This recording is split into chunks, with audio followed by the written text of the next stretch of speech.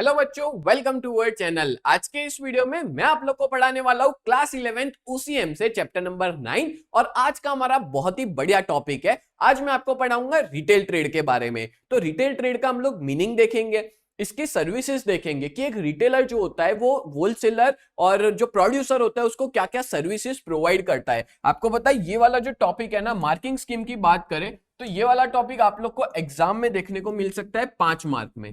ठीक है, 5 मार्क में आता है कि बताओ रिटेल ट्रेड क्या होता है और उसकी सर्विसेज क्या है, और इसके जो एडवांटेजेस है और लिमिटेशंस है वो भी पढ़ेंगे। और ये भी एग्जाम में अलग से 5 मार्क का पूछा जाता है। ठीक है, तो 5 मार्क्स में आपकी इवन बुक की एक्सरसाइज में भी ये क्वेश्चन 5 मार्क का देके रखा हुआ है। तो वीडियो को एंड तक जरूर देखना जिससे आपको पूरा टॉपिक बहुत अच्छे से समझ में आ जाए।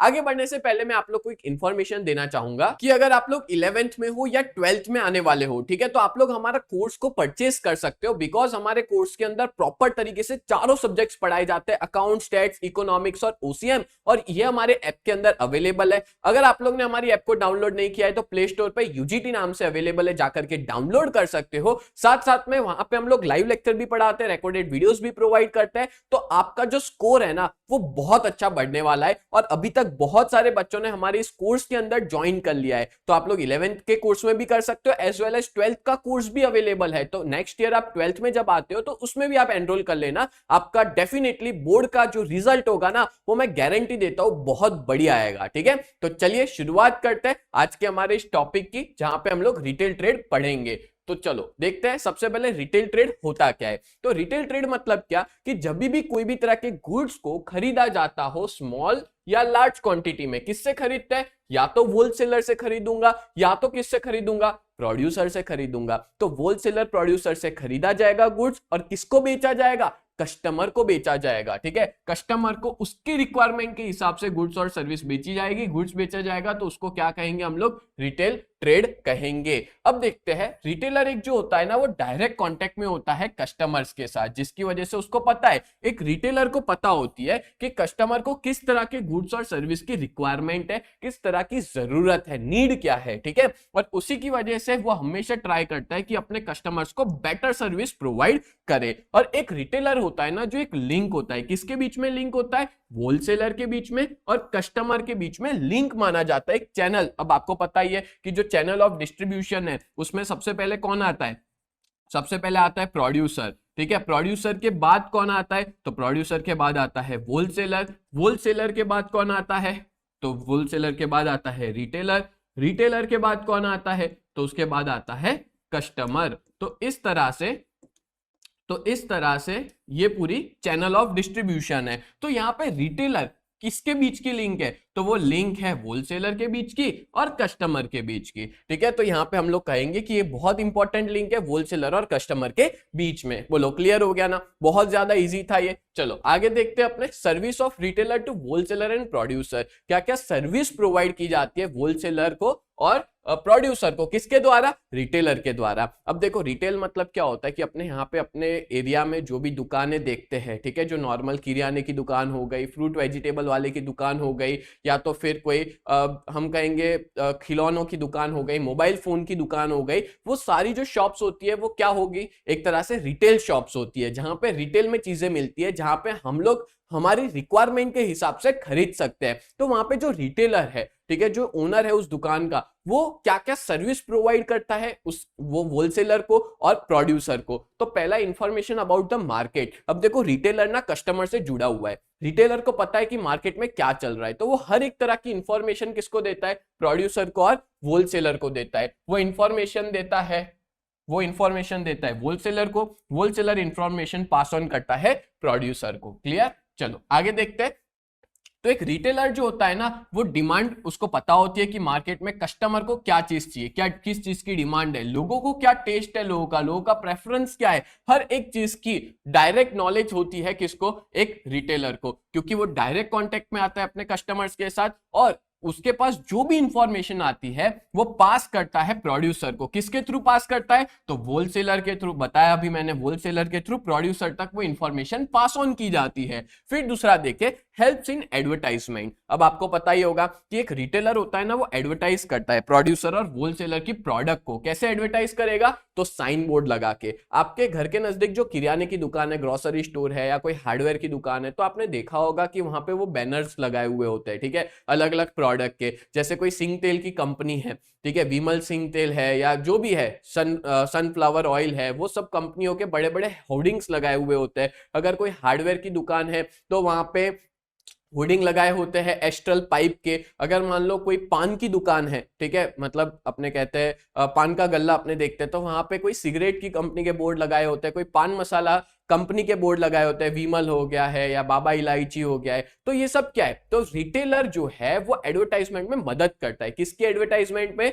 तो जो भी उसका होलसेलर है या प्रोड्यूसर है, उसको एडवर्टाइजमेंट में बहुत मदद करता है। आपने देखा होगा बहुत सी बार ना कोको कोला के बैनर भी लगे होते हैं दुकानों के बाद। फास्ट फूड की दुकानें होती है, ठीक है, खाने पीने की दुकानें होती है, बड़े बड़े कोको कोला के बैनर लगे होते हैं। तो अल्टीमेटली एक रिटेलर हेल्प करता है एडवर्टाइज करने में, ठीक है। रिटेलर किस तरह से हेल्प करता है? तो उसके साइन बोर्ड्स बना के देते हैं। आपने ओप्पो वीवो के तो बहुत देखे होंगे, ठीक है, दुकान के जो बड़े बड़े बोर्ड उन लोग ने बहुत बनाए थे। ओप्पो, वीवो, सैमसंग है, या तो फिर आईफोन का तो इतना नहीं होता, बट ओप्पो वीवो वाले ने बहुत ज्यादा ऐड करी थी, जिनके साइन बोर्ड्स बना के दिए थे दुकान वालों को फ्री में। पैम्पलेट जो है वो बांटते हैं, सैंपल, मतलब उसके जो भी प्रीमाइसिस है रिटेलर का, उसमें फ्री ऑफ कॉस्ट सैंपल भी देते हैं बहुत सी बार, ठीक है, जिससे कस्टमर को पता चले उस प्रोडक्ट के बारे में। यानी इंक्रीजिंग क्रेडिटेबिलिटी। क्रेडिटेबिलिटी का मतलब मैं कहूंगा एक तरह से रेप्यूटेशन, कि मार्केट में रेप्यूटेशन बढ़ा के देता है एक रिटेलर, होलसेलर या प्रोड्यूसर की। क्योंकि देखो एक रिटेलर होता है ना, वो गुड्स बेचता है कस्टमर्स को, ठीक है, bye purchasing from the producer. किससे खरीदता है? प्रोड्यूसर और होलसेलर से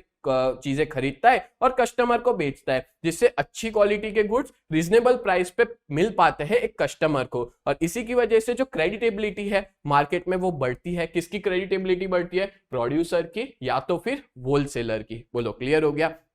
तो इस तरह से 3 सर्विसेज आपको याद रखनी है। पहला इंफॉर्मेशन अबाउट द मार्केट, दूसरा हेल्प्स इन एडवर्टाइजमेंट और तीसरा इंक्रीज इन क्रेडिटेबिलिटी। फिर आगे बात करते हैं next, advantages of retail trade. क्या क्या एडवांटेजेस है रिटेल ट्रेड के? तो टोटल 8 एडवांटेजेस मैं आपको बताने वाला हूं, पूरा ध्यान से देखना, बहुत अच्छे से समझ में आ जाएगा। और एक और टिप देना चाहता हूं आपको, ठीक है, याद रखना एग्जाम के अंदर ये सारे हेड पॉइंट्स याद करके जाना, ठीक है, और अपने ओन वर्ड्स में बना के लिखना। अब देखो अंदर का भी याद करने जाओगे ना तो डेफिनेटली सब कुछ याद नहीं हो पाएगा। तो हेड पॉइंट्स अच्छे से याद करके जाने और एग्जाम में सारे हेड पॉइंट्स लिखने और अंदर का खुद बना के लिखना, क्योंकि ये सब्जेक्ट ही ऐसा है, ओसीएम सब्जेक्ट में सब कुछ नहीं याद किया जाता। हेड पॉइंट्स का रट्टा मार लो, लिख लो, एक पेज पे 10-10 बार लिख लो, डेफिनेटली आपको याद हो जाएंगे, ठीक है। चलो पहला देखते हैं अपॉर्चुनिटी ऑफ सिलेक्शन।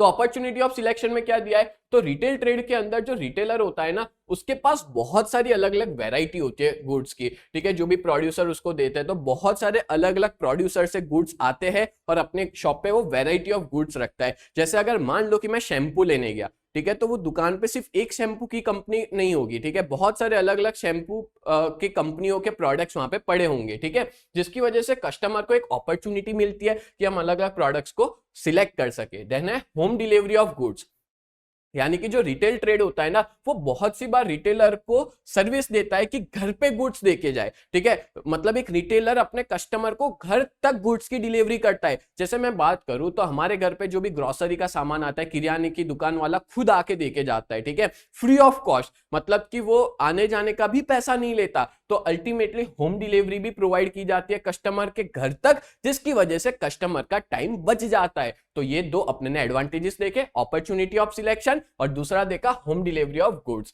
देन है तीसरा redressal of the complaint of the customer. अब ना एक बार पता है क्या हुआ था, मेरी मम्मी जो है ना, वो एक बार खजूर लेके आई, मतलब वो जो भी रिटेलर था उसके पास से, पर वो खजूर इतनी अच्छी नहीं निकली, ठीक है, उसमें बोलते ना कि बराबर नहीं थी, छोटी थी और उसमें दल नहीं था बराबर। तो उसको फोन किया, बोला कि भाई ये तुमने किस टाइप की प्रोडक्ट दी है, मेरे को जरा भी पसंद नहीं आई है, तो वो सारी मतलब अच्छी प्रोडक्ट नहीं लगी। तो उसने क्या बोला, कोई दिक्कत नहीं है, आपकी कंप्लेन सुनी जाएगी, आप मेरे को वापस लौटा दो। और मेरी मम्मी उसको वापस लौटा के आई और उसने उसकी जगह वापस पैसा दे दिया, या तो फिर प्रोडक्ट बदल के दे या तो पैसा दे दे। तो अल्टीमेटली एक रिटेलर सुनता है कस्टमर की, अल्टीमेटली एक रिटेलर जो होता है वो कंप्लेंट्स पे सॉल्यूशन प्रोवाइड करने का काम करता है, ठीक है। तो रिटेलर जो होता है उसको अगर कोई भी कंप्लेंट गुड्स के बारे में रिसीव होती है कस्टमर से, तो वो प्रॉब्लम को आगे तक ले जाता है, होलसेलर को बताता है, प्रोड्यूसर को बताता है और इसकी वजह से उसका जो प्रॉब्लम है, किसका, कस्टमर का जो प्रॉब्लम है वो तुरंत सॉल्व हो जाए। क्लियर? तो अल्टीमेटली जो भी कंप्लेंट्स है उसका सॉल्यूशन देता है एक रिटेलर। देन है sales on credit to customers. अब देखो रिटेलर जो होता है ना वो क्रेडिट पे बेचता है, क्योंकि देखो कस्टमर के वो डायरेक्ट कांटेक्ट में है, उसको पता है कि हर एक कस्टमर की इकोनॉमिक पोजीशन क्या है। एक रिटेलर को पता होती है कि वो उसके यहाँ जो कस्टमर आ रहा है वो पैसे वाला है या नहीं। सच में अगर उसके पास अभी पैसा नहीं है तो वो उधार पे भी देता है, पर उसको पता है कि भाई ये बंदा तो पैसे वाला है तो इसको उधार पे नहीं देना, तो वो उस तरह से डील करता है। ठीक है, तो अल्टीमेटली वो गुड्स को सेल करता है क्रेडिट पे भी कस्टमर के रिक्वायरमेंट के हिसाब से। अगर कस्टमर कभी पैसा भूल गया है, नहीं लाया है, तो उधार पे दे देता है, बोले कोई बात नहीं है, नेक्स्ट टाइम जब भी आप आते हो तो हम आपसे पैसा ले लेंगे, अभी आप ऐसे ही लेके जाओ। तो इसको ही अपने क्या बोलते हैं, sales on credit to customers. Then आगे बात करें नंबर 5, आफ्टर सेल्स सर्विस। जो रिटेलर होता है ना वो रिटेल ट्रेड में आफ्टर सेल्स सर्विस भी प्रोवाइड करता है। मतलब अगर मान लो प्रोडक्ट खराब हो गए, उस पर रिपेयर करना है या वापस लेना है, एक्सचेंज करना है डैमेज गुड्स को, तो वो सारी चीजें भी पॉसिबल है। अभी मैंने आपको एग्जांपल दिया ना, वो इसमें ही सेट हो सकता है कि हमने वो खजूर लाए थे बट वो खराब मतलब इतनी अच्छी नहीं थी, खाने के बाद पता चला तो हमने उसको वापस लौटा दिया, तो वो आफ्टर सेल्स सर्विस का हिस्सा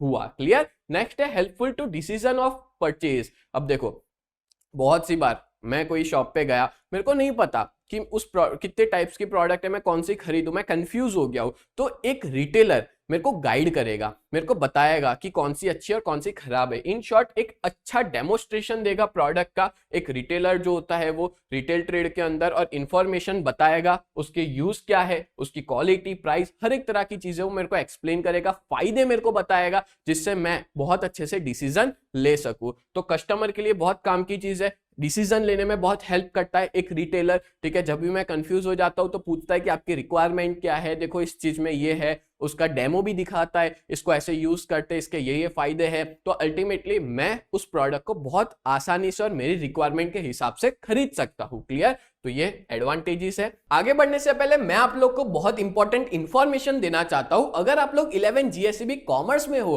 और अपनी प्रिपरेशन बहुत ही बढ़िया तरीके से करना चाहते हो ना, तो आप लोग हमारी इस बैच में ज्वाइन हो सकते हो। हमारी बैच का नाम है न्यू बैच, जहां पे हम लोग 4 सब्जेक्ट पढ़ाते हैं, अकाउंट, स्टैटिस्टिक्स, इकोनॉमिक्स और OCM। और इन चारों सब्जेक्ट के आपको लाइव लेक्चर्स भी हम मिल जाएंगे, मतलब मंडे टू सैटरडे हर रोज लाइव लेक्चर्स पढ़ाते हैं, as well as recorded videos भी प्रोवाइड करते हैं। आपको यहाँ पे रेगुलर टेस्ट दे पाओगे, साथ में हैंड रिटन नोट्स मिल जाएंगे, 24/7 डाउट सॉल्यूशन प्रोवाइड किया जाता है। और इस पूरे बैच की प्राइस जो है वो बहुत ही ज्यादा रिजनेबल है, 2999 पूरे साल के लिए, जब तक आपका 11th फिनिश नहीं हो जाएगा तब तक के लिए। और हमारी बहुत ही बढ़िया सी टीम है। मैं आप लोग को इकोनॉमिक्स और OCM पढ़ाऊंगा, कल्पेश सर आपको अकाउंट्स पढ़ाएंगे, हिमल सर आपको स्टैटिस्टिक्स पढ़ाएंगे। और अगर आप लोग इस बैच के बारे में और ज्यादा डिटेल में पता लगाना चाहते हो तो आप लोग हमारी वेबसाइट को विजिट कर सकते हो। हमारी वेबसाइट का नाम है www.ugt.co.in।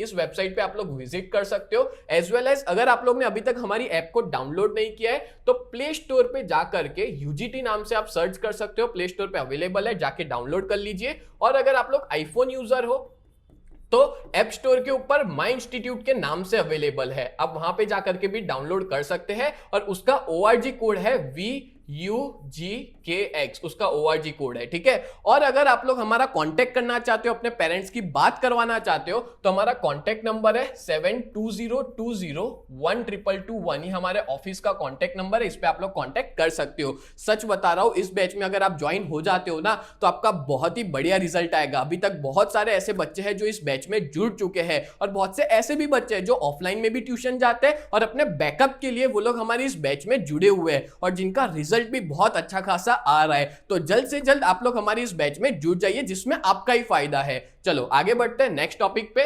Number 7, freedom from the storage of goods. अब इसका मतलब क्या होता है, एक रिटेलर होता है ना, वो रेगुलर बेसिस पे अपने गुड्स कस्टमर को बेचता रहता है। ठीक है, कस्टमर को जब भी जरूरत पड़े तो भाई मैं जब भी जरूरत पड़ेगी जाऊंगा दुकान में, जाके खरीद लूंगा। मतलब कि मेरे को तो बहुत घर पे बहुत ज्यादा स्टॉक बनाने की जरूरत नहीं है ना, रिटेलर के पास वो प्रोडक्ट है ही, तो मैं क्यों अपने पास स्टॉक बना के रखूं, रिटेलर के पास है, जब जरूरत पड़ेगी जाऊंगा दुकान पे और जाके खरीद के आ जाऊंगा, दैट्स इट। ठीक है, तो इसकी वजह से कस्टमर को एक फ्रीडम दी जाती है कि गुड्स का स्टोरेज उसको नहीं करना पड़ता, बस जस्ट गया दुकान में, जाके खरीद के आ गया, दैट्स इट। ठीक है, इसलिए इसको बोलते हैं freedom from the storage of goods. Then है गाइडेंस टू कस्टमर्स, यानी कि बहुत सी बार रिटेल ट्रेडर होता है ना, वो गाइडेंस देता है प्रोडक्ट को लेकर के, कस्टमर को गाइडेंस देता है। कैसी गाइडेंस? कि जैसे फ्यूचर में इसकी प्राइस बढ़ने वाली है या फ्यूचर में इसकी प्राइस कम होगी, इस प्रोडक्ट का सप्लाई कितना है, मतलब मान लो कि आने वाले टाइम में ये प्रोडक्ट मिलेगी कि नहीं मिलेगी, इस प्रोडक्ट को यूज करने के, कंज्यूम करने के क्या क्या तरीके हैं, मेथड्स क्या है,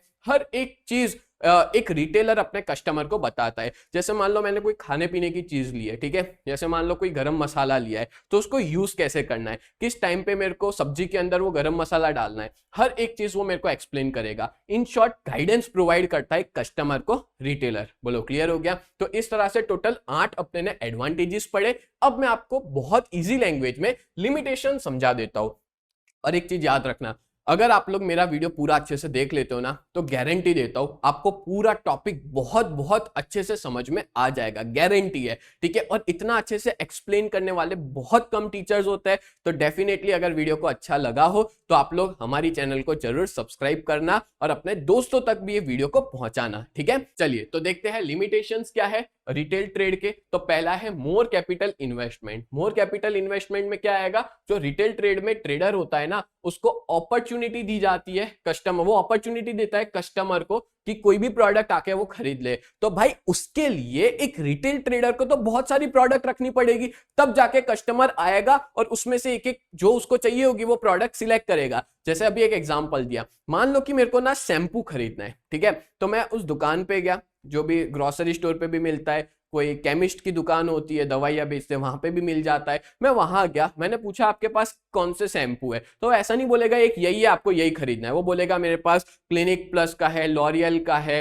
हेड एंड शोल्डर्स का है, फिर मार्केट में जो भी कंपनी आती है सनशाइन वगैरह, बहुत सारी कंपनियां, सबका मेरे पास है, आप बताओ आपको कौन सा चाहिए। मतलब मेरे को बहुत सारे ऑप्शंस मिल रहे हैं, पर उसके लिए एक रिटेलर को तो बहुत सारी प्रोडक्ट रखनी पड़ेगी ना अपने पास, एक ही तरह की चीज के लिए बहुत सारी प्रोडक्ट रखनी है। इसका मतलब अलग अलग प्रोडक्ट रखेगा, मतलब उसको पैसा भी तो ज्यादा लगेगा, ज्यादा इन्वेस्टमेंट लगेगा, क्योंकि ज्यादा प्रोडक्ट मतलब ज्यादा इन्वेस्टमेंट, सो दैट्स व्हाई ज्यादा इन्वेस्टमेंट रिक्वायर्ड होता है। तो एक लिमिटेशन है। दूसरा है risk of deterioration of perishable goods. So what is perishable goods, ये तो आप सबको पता ही होगा। पेरिशेबल गुड्स यानी ऐसा गुड्स जो कुछ टाइम में खराब हो जाता है, ठीक है, जैसे कि फ्रूट हो गए, वेजिटेबल्स हो गया, मिल्क प्रोडक्ट्स हो गया। अगर सोचो ये सारी चीज बिकी नहीं तो क्या होगा, खराब हो जाएगी ना, उसको फेंकनी पड़ेगी एक रिटेलर को, तो पॉसिबिलिटी है खराब होने की, और बहुत ज्यादा पॉसिबिलिटी है कि वो पूरा का पूरा लॉस खुद बॉर्न करेगा, बियर करेगा। ठीक है, अगर ये सारी चीज बिकी नहीं तो खराब हो जाएगी, फेंकनी पड़ेगी और कोई काम की रहेगी नहीं। तो ये लिमिटेशन है। देन है risk of getting goods outdated. ऐसा भी हो सकता है बहुत सी बार कि गुड्स आउटडेटेड हो गए, मैं जो चीज बेच रहा हूं, बहुत सी बार प्रेफरेंस लोगों का बदल गया, टेस्ट बदल गया, फैशन बदल गई, टेक्नोलॉजी बदल गई, तो मेरे यहाँ कस्टमर आएंगे ही नहीं, क्योंकि मेरे पास वही पुरानी घिसी पिटी प्रोडक्ट पड़ी हुई है। तो ऐसे सिचुएशन में मेरे को कॉस्ट प्राइस पे बेचनी पड़ेगी, भाव टू भाव बेचनी पड़ेगी, या तो फिर कॉस्ट प्राइस से कम बेचनी पड़ेगी। अल्टीमेटली गुड्स आउटडेटेड हो जाते हैं, मार्केट में नहीं चलते, तो मेरा लॉस भी हो सकता है। रिस्क ऑफ लॉस, शॉर्टेज और फ्लक्चुएशन ऑफ प्राइस। जो रिटेलर होता है ना, वो उसको रिस्क फेस करना पड़ता है कि गुड्स डैमेज हो गए तो, शॉर्टेज हो गई तो, या तो फिर प्राइस के फ्लक्चुएशंस की वजह से भी एक रिटेलर को फेस करना पड़ता है। सोचो उसने कोई चीज ज्यादा भाव में खरीदी और अब वो सस्ती हो गई, तो ऐसे सिचुएशन में प्राइस सस्ती हो गई तो भाई लॉस जो भी होगा वो खुद बेयर करेगा, वो खुद उठाएगा। और लास्ट है बायस। बहुत सी बार क्या होता है पता है, एक ट्रेडर होता है ना, वो सारे के सारे गुड्स नहीं बेचता, मतलब बहुत सी बार कोई प्रोड्यूसर को लेके वो थोड़ा बायस्ड है। मतलब मान लो कि मैं कस्टमर हूं, मैं एक दुकान में गया शैम्पू खरीदने, उसके पास 5-6 कंपनियों के शैम्पू पड़े हुए हैं, वो मेरे को क्या बोल रहा है पता है, एक काम करो आप ना क्लिनिक प्लस वाला शैम्पू खरीद लो, ये बहुत बढ़िया आता है, इसके रिव्यू बहुत अच्छे है कस्टमर के। ठीक है, अल्टीमेटली वो एक प्रोड्यूसर को लेके बायस्ड है ना, उसने पार्शियलिटी करी, ऐसा तो नहीं बोला कोई भी खरीद लो आपकी मर्जी हो। वो क्या बोल रहा है, ये जो है वो ज्यादा अच्छा है, आप ये खरीदो। शायद क्या पता उसका उसके पीछे प्रॉफिट ज्यादा हो या उसको वो प्रोडक्ट खुद ज्यादा अच्छी लगती हो। तो दैट्स व्हाई हम ऐसा कह सकते हैं कि एक रिटेलर होता है ना, वो बायस होता है, पार्शियलिटी करता है सारे प्रोडक्ट्स के अंदर से। कोई एक प्रोडक्ट सजेस्ट कर रहा है, मतलब कि उसका प्रॉफिट ज्यादा हो सकता है, उसने पार्शियलिटी की है, इन शॉर्ट हम ऐसा कहेंगे। तो ये भी एक लिमिटेशन है, ठीक है। बाकी सारे प्रोड्यूसर की प्रोडक्ट इतनी ज्यादा नहीं बिकेगी जितनी क्लिनिक प्लस वाले की बिकेगी, तो अल्टीमेटली एक रिटेलर बायस भी हो सकता है। तो इस तरह से टोटल 5 लिमिटेशंस मैंने आपको एक्सप्लेन कर दिए। तो आज के इस पूरे वीडियो में मैंने आपको रिटेल ट्रेड क्या होता है वो समझाया, क्या क्या सर्विस एक रिटेलर देता है वो एक्सप्लेन किया, क्या एडवांटेजेस है और क्या लिमिटेशंस है वो भी मैंने बहुत अच्छे से एक्सप्लेन कर दिया। तो उम्मीद करता हूं ये पूरा वीडियो आपको बहुत अच्छे से समझ में आया होगा। ऐसी वीडियोस देखने के लिए चैनल को जरूर सब्सक्राइब करें। मिलते हैं नेक्स्ट वीडियो में, तब तक के लिए bye and thank you so much.